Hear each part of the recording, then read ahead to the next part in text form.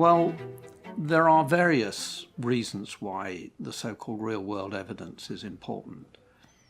For the majority of medicines, the evidence we have at the time they're approved is limited.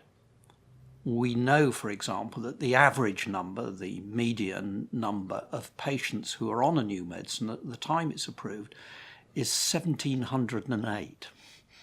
Right, we've actually looked at that number, and it's very variable, and for orphan drugs it's rather less, but for the typical drug, that is the typical number of patients who've been exposed.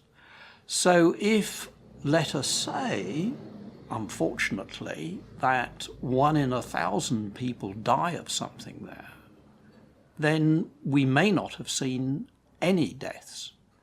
But if it's a medicine in which a 1 in 1,000 death rate would alter its risk and benefit balance, then we just wouldn't have known about that without monitoring its safety once it's on the market.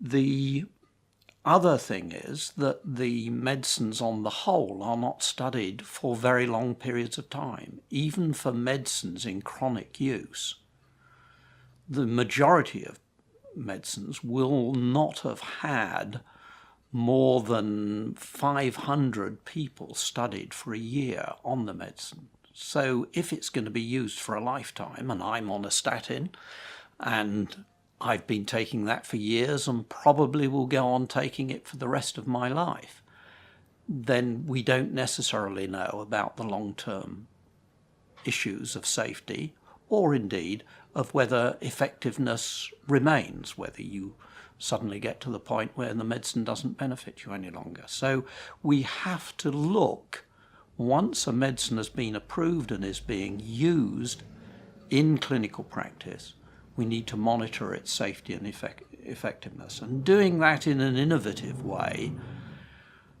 is something that Prix Galien then acknowledges and recognizes and looks for excellence in that. The other thing that's happening, of course, is that we are moving towards adaptive licensing of medicines, and there is pressure to bring medicines to market earlier. And so the importance of this kind of monitoring is going to increase in the future.